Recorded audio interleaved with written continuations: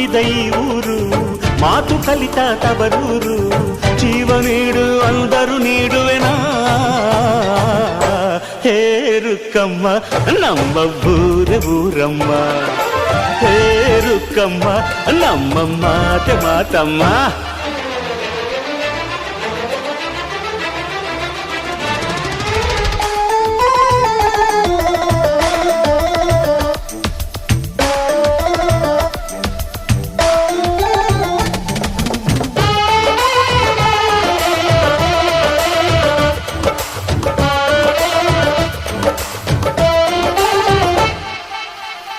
ಇಲ್ಲಿರೋ ಸೌಭಾಗ್ಯ ಎಲ್ಲೂ ಇಲ್ಲ, ಈಶ್ವರಿ ತಾಯಿ ಇರೋ ಊರೇ ಇದು.